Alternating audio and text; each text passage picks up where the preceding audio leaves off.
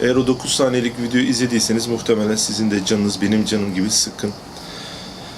Emine Bulut hadisesinden bahsediyorum arkadaşlar. Arkadaşlar uyardılar, izleme, işte karşına çıkarsa bu videoyu izleme diye, ama insan merak ediyor, izliyor. Hani izledikten sonra neden izleme dediklerini anladım. Çünkü insanın psikolojisini bozan bir görüntü var orada. Tabii olayı bilmenizde fayda var. Ne oluyor? Emine Bulut 6 sene önce boşanmış olduğu eşiyle tekrar bir araya geliyor. Kızı var, 10 yaşında kızı var ve adam işte tartışma sonucunda 4-5 aydır planladığı, yani Emine Bulut'un abisinin söylediğine göre 4-5 aydır planlamış olduğu, sürekli ekmek bıçağıyla gezdiği bir adammış ve bu adam çıkartıyor bıçağı ve karısını gırtlaklıyor. Görüntülerin tabii ki bu kısmı yok. Sonra ne oluyor? Görüntü kısmı başlıyor. Görüntüde kadının her yeri kan olmuş, Emine Bulut'un, ve yanında kızı var. Bağırışmalar, çağrışmalar, böyle kapalı bir ortamdalar. Kadın çaresizce kızına bakıyor, kızı annesine bakıyor. Kızı annesine bakarak her yer kan, anne gitme diyor. Ve kadın cep telefonu kamerasıyla kaydeden birisi var, bir de yardım etmeyen ama kamerayı çekmeyi de ihmal etmeyen birisi var. Kadın ona dönüyor. Ölmek istemiyorum diyor. Kız diyor ki yanındaki kızı, anne lütfen ölme diyor. Bu görüntü tabii bağırış çağırış da bir düşünün. Çok insanın canını sıkan bir görüntü. Tabii bu değil, her gün oluyor bu arkadaşlar. Hani bugüne mahsus bir şey değil. Diğerlerini biz niye duymuyoruz? Diğerlerinin görüntüsü olmayabiliyor, videosu olmayabiliyor, kanlı videosu olmayabiliyor. O yüzden haberimiz olmayınca olmuyor diye bir şey yok. Bununla ilgili bazı istatistikler de var size paylaşmak istediğim. Ben de aldım laptopu, baktım bir şeyler, bu konuyla alakalı canım sıkıldı. Neden oluyor? Yani bir insan neden 10 yaşında kızının yanında karısını öldürür? Çocuğunu zerre kadar seven bir adam böyle bir şey yapar mı? İnsanlar nasıl canavar oluyorlar? İstatistikler, suç oranları, hukukla ilgili yaptırımlar neler, bu adamın başına neler gelecek? Böyle bir dertlendim, açtım, girdim. Twitter'dan insanlar ne yazıyormuş onu baktım. Bu arada bu kadın ölümleri sürekli ama sürekli oluyor ve arkadaşlar Türkiye'de böyle olduğu gibi yurt dışında da epey fazla. Birleşmiş Milletler'in bir raporuna göre dünya genelinde her gün, yani bugün, yarın, öteki gün 137 tane kadın dünya genelinde eşi veya yakınları tarafından öldürülüyor. Yani bugün 24 saatte olduğu zaman işte 137 tane kadın ölmüş oluyor. Yarın hakeza, yarın hakeza. 2017 yılında 87 bin tane kadının kasten öldürüldüğü var raporda. Bunların arasında 30 bin kadın sevgilisi veya eşinin saldırısı sonucunda yaşamını yitiriyor. Türkiye'de bu oran nedir? 2010 yılından bu yana 1970 tane kadın öldürüldü. Az bir oran değil. Dünyanın diğer ülkelerinde daha fazla ülkeler var. Şöyle biraz Twitter'a baktım. Hani insanlar ne diyor, bu konu hakkında ne düşünüyor? Duygu dünyama tercüman olacak böyle bir yazılara baktım. Diyor ki biz 8 saniye, 9 saniye veya izlemeye dayanamıyorken o kız annesinin nasıl katledildiğini bir ömür boyu unutamayacak. Başka birisi, keşke herkesin ömrü vicdanı kadar olsa. Başka biri yazmış, aslında bir kadını öldürmedi. Bir kadını, kendi vicdanı ve bir çocuğun çocukluğunu öldürdü. Bir kişi öldü, bir kadın öldü, bir anne öldü demek kolay. Benim annem öldü demeyi denesene bir, demiş başka bir Twitter'da bir arkadaşımız. Neden oluyor bunlar? Öncelikle kadın ölümleri olarak düşünmeyin sadece. Kadın cinayetleri olarak düşünmeyin. Yani her yerde insanlar ölüyor. Ve şu anda mesela Orta Doğu'da çok ciddi bir katliam var. Haberi, videosu karşına gelmiyor diye olmuyor değil. Dün mesela dünyanın birçok yerinde yüzlerce mazlum öldürüldü. Belki Filistin topraklarında, belki Suriye topraklarında, belki ülkemizde bu tarz cinayetler, çocuk cinayetleri, kadın cinayetleri. Yani ne oluyor? Niye böyle deliye döndük? Bu problemin kökünde yatan asıl sorun nedir ve bunun bir çözümü var mıdır? Veya tamamen elbette bunun bir çözümü olmayabilir ama bunu azaltmanın bir yolu yok mudur? İnsan merak ediyor.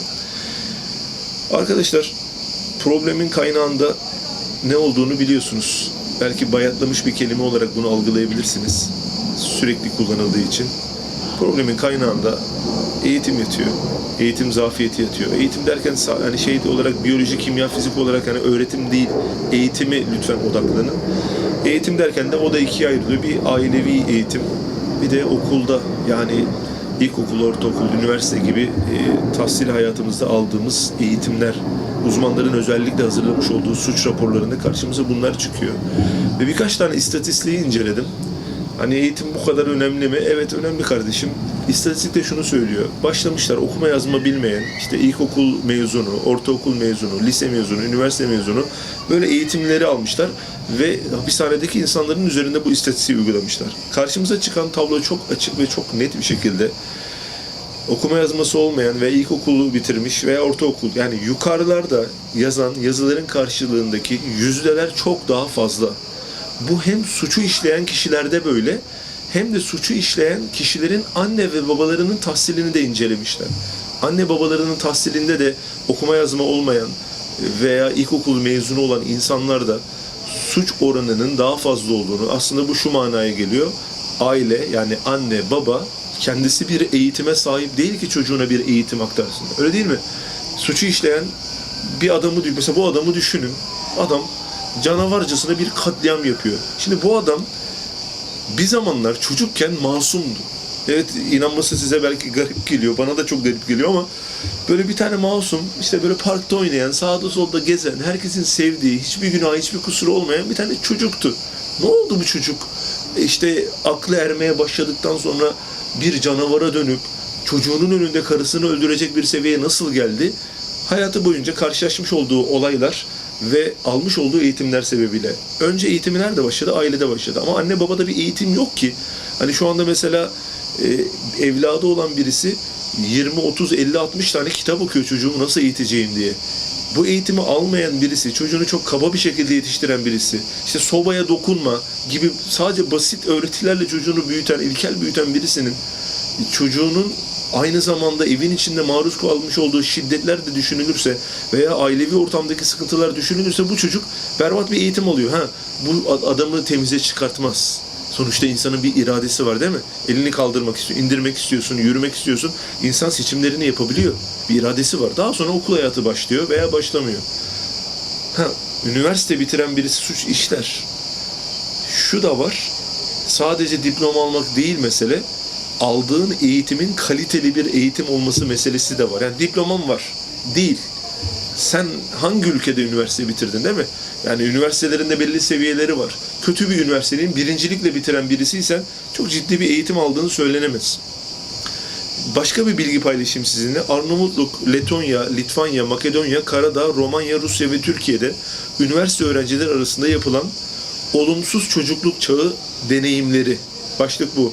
Olumsuz çocukluk çağı deneyimleri çalışmasına göre fiziksel istismar, cinsel istismar, aile içi şiddet, duygusal ihmal, uyuşturucu bağımlısı hane halkı üyesi, alkolik hane halkı üyesi gibi olumsuz çocukluk çağı deneyimlerine sahip olan çocuklarda intihar riski 40 kat, alkol bağımlılık riski 9 kat, uyuşturucu bağımlılık riski 6 kat, reşit yaşta olmayan cinsel ilişki riski 3 kat, sigara bağımlılığı 3 kat artıyor diye bir araştırma yapılmış. Bu arada bu suçu işleyen adamla ilgili de bu Emine Bulut'un abisini bulmuşlar ve onun da duygu düşüncelerini öğrenmek istemişler. Adam orada söylüyor, ifade ediyor. Diyor ki yani diyor zaten babalık yapmıyordu, babalık hissiyatına sahip değildi diyor. Alkol, uyuşturucu ve kumarı hiçbir zaman bırakmadı diyor. Hani suçu işlerken uyuşturucu halinde mi bilmiyorum. Ama hapishanede yatmış birisinin bana şöyle bir cümle söylediğini biliyorum. İçerideki insanlar suçu işlerken, yani oranı hatırlamıyorum ama yaklaşık olarak söyleyeyim, %80'i kafası yerinde değilken suçu işlemişler. Yani bu medeniyetin uyuşturucuyu bu denli içimize sokması da zaten kabul edilebilir bir şey değil. Yani aklı iptal eden bir şey var. Bu kullanılıyor. Tamam da aklı iptal ediyorsa o an her suç işleyebilir. Tecavüz edebilir. Uyuşturucu içiyor çünkü kendinde değil. Başka cinayet işleyebilir. Akıl yerinde değil ki dursun, ona hayır diyecek bir şeyler olsun. Kafa yok, beyin yok yani, anlatabildim mi? Onun dışında arkadaşlar devam edeyim. Eğitim dedik. Bu ailevi eğitim tamam. Adalet mevzusu var. Yani Adalet iki şıktan oluşuyor. Bir, suçu tespit edebilmek, suçun tespit edilmesinin suçlu üzerinde bırakmış olduğu caydırıcı etki. İkincisi de adaletin suç işlendikten sonra vermiş olduğu ceza ve bu cezanın caydırıcı olup olmama meselesi. Bu konuda evet eksiyiz. Bu konuda çok çalışmamız gerekiyor. Çünkü adalet çok caydırıcı değil. Bir hukuk uzmanının konuyla alakalı videosuna baktım. Alacağı cezayı anlatıyor. Muhtemelen müebbet ceza alacak diyor. Müebbet hapis cezası alacak diyor. Abisi, Emine Bulut'un abisi, tabii adam ben idam istiyorum diyor. İdam edilsin bu adam diyor. Girecek içeriye diyor, alacak müebbeti ama belli bir süre sonra af çıkacak, bir şey olacak, dışarı çıkacak. Bu adam yine aramıza karışacak diyor. Ve geçen gazetede bir yerde okudum. Bir tane hırsızlık yapan birisinin daha önce yaklaşık olarak söyleyeyim 20 tane adli kayıt sicili varmış. Yani bu şu demek, 20 kere suç işlemiş, dışarıya çıkmış. Ya burada çok ciddi yaptırımlar, değişiklikler yapılması gerekiyor. Caydırıcı değil. İçimizde geziyoruz yani. Af çıkıyor, hop dışarıya çıkıyor. Tekrar suç eğilimi olan o insan bizim karşımıza çıkabiliyor. Bizim evladımızın karşısına çıkabiliyor. Ve şuna değinmek istiyorum arkadaşlar. Hani bu bir İslami bir YouTube kanalı Sözler Köşkü. Konuyu dine mi bağlayacaksın? Evet, konuyu dine bağlayacağım. Tamamen dine mi bağlayacaksın? Hayır. Ahlaka bağlayacağım. Ama ahlak da dinin bir parçası olduğuna göre yine dine bağlamış olacak. Arkadaşlar, buradan ne sonuç çıktı? Eğitim düzeyimiz artmadığı sürece bu tarz suçların işlenmesi asla engellenemeyecek ve azaltılamayacak. Bu bir. İkinci olarak da İslami sağlam bir terbiyenin alındığı bir ortamda suç işleme oranlarının daha az olduğunu istatistikler bize söylüyor. Yani bu nasıl oluyor? Tabii ki şu an şunu söylemiyorum. Ya birisi hacca gitmişse hiç suç işlemez değil. Şeytan var, nefis var. Yani farklı durumlarda insanlar farklı tepkimeler verebiliyor. Ben genel bir tablodan bahsediyorum. Yani bu kamerayı şu anda kameranın başında olan Abdülsamet kardeşim İslami bir terbiyeyi almış, kendini manevi olarak yetiştirmiş ve kafasına yasakçı koymuş bir birey olursa karşılaşmış olduğu ne bileyim bir rüşvet hadisesi ne oldu? Trafik polisi oldu Abdülsamet ve bir olay var ve ona rüşvet teklif edildi. Ve çok da paraya ihtiyacı var, çok da paraya sıkışmış. Şimdi onu gören birisi, gözeten birisi olduğuna inanmıyorsa, yani Allah'tır, kitaptır, bu tarz şeylere inanmıyorsa veya inancı zayıfsa, o parayı da herhangi bir kameranın, devletin olmadığını anladıysa, yani bir sivil polis değil, alır o parayı cebine koyar. Bütün suçlarda bunu düşünebilirsiniz arkadaşlar. Ama Abdülsamet'in kafasında bir yasakçı varsa, polisler, jandarmalar, şunlar bunlar beni görmüyor olsa da Allah beni görüyor. Ve yarın mahşerde kul hakkından dolayı veya bu girmiş olduğum günahlardan dolayı cehennemin alevleri içinde yanmak istemiyorum düşüncesi o insanın kafasında bir yasakçı bırakır ve onun suçunun yakalanmayacağını bildiği zamanlarda bile bir görenin olduğuna inandığı için suç oranlarında bir azalma olur. Polis genellikle suç işlendikten sonra, namus payimal olduktan sonra olayı müdahale eder değil mi? Ama kafada bir yasakçı bırakabilirsek, yani İslami eğitim dedik ya, İslami de bir eğitim olursa onun içinde, bu sefer suç işlenmeden kafasındaki yasakçı ona dur diyecektir. Evet, durum genel olarak bu şekilde. Bunun dışında paylaşmak istediğim bazı mevzular daha var. Onu da söyleyelim, paylaşalım ve bitirelim. Allah Resulü Aleyhisselatü Vesselam veda hutbesinde bir cümle söylüyor. Belki de unutulmuş bir cümle. Diyor ki, kadınlar diyor Allah'ın size bir emanetidir. Yani şu anki olayla beraber yan yana düşündüğün zaman ne kadar birbirinden uzak kalmışız değil mi? Belki de bütün bunlar İslam'dan uzak yaşadığımız için, asr-ı saadet ruhunu kaçırdığımız için başımıza gelen hadiseler. Asr-ı saadet ruhunu yaşamamız lazım. Eğitim müesseselerimizin çok daha güçlü bir hale gelerek, yani ben de din kültürü ve eğitim bilgisi dersine girdim, din kültürü, ahlak bilgisi. Ama böyle dolu dolu, içi böyle dolu dolu, benim manevi dünyamı baştan sona değiştirecek böyle ciddi bir eğitim almadım. Bütün bunları revize etmemiz gerekiyor. Okulda vermiş olduğumuz ahlaki eğitimleri, dini eğitimleri ve diğer eğitimleri revize etmemiz gerekiyor. Bakın şu anda çocuklarımıza eğitimi kim veriyor biliyor musunuz? Tabletler veriyor, bilgisayar oyunları veriyor. Düşünsene, hani şu anda mesela ortalık kötü ya, ben iddia ediyorum eğer bir şeyler yapmazsak, şu anki çocuklar, şu anki 10 yaşındaki çocuklar büyüdüğü zaman intihar oranlarından suç oranlarına kadar birçok şeyin daha fazla olacağına inanıyorum. Ne gibi? Ya GTA diye bir oyun var. Bu GTA denilen oyunda bugün arkadaşlarla da oturduk, konuştuk, yazıştık daha doğrusu. Onlar da söylediler. GTA'da ne yapıyorsun? Adam öldürüyorsun. Polis geliyor. Polise işte bozuka atıyorsun. Helikopter düşürüyorsun. Kadınlarla cinsel ilişkiye giriyorsun. Fahişelerle. Vurma, kırma, dökme, uyuşturucu ticareti dönüyor. Bunun gibi daha ne kadar saçma sapan oyunlar var. Şimdi bilinçaltı boş olan, tertemiz olan bir çocuğun bütün bu oyunlar karşısında kafasında şekillen eğitimi bir düşünün. Çok daha kötü olacak. O yüzden ne yapıp bu videoyu izleyen kardeşim de ne olur ya işte şu yapsın bu yapsın diye bir beklenti içinde olma. Bizim elimizden bu geliyordu. Bir YouTube kanalımız var dedik. Belki birkaç yüreği harekete geçirebiliriz dedik. Biz de bu videoyu yaptık kardeşlerim Sözler Köşkü olarak. Bizim İslami ve normal ahlaki eğitimlerde zirve yapan, bir anda reform yapan bir ülke haline dönmemiz gerekiyor. Hani bir seferberlik ilan etmemiz gerekiyor. Olağanüstü hal ilan etmemiz gerekiyor. Ne oluyor ya? Bu insanlar niye böyle oldu? Arkadan gelen gençliğin hali ne olacak diye ortalığı ayağa kaldırıp, hani nasıl ekonomi kötüye gidince bir anda ortalık ayağa kalkıyor. İşte dolar yükseliyor, ülkede fiyatlar yükseldi. Hadi reform yapmamız lazım, şunu yapıyoruz, böyle bir düzenleme gidiyoruz. Ortalığı ayağa kaldırıyoruz. Şimdi de ortalığı ayağa kaldırmamız, bir olağanüstü hal ilan etmemiz, bir seferberlik ilan etmemiz lazım. Gençlerimiz nereye gidiyor?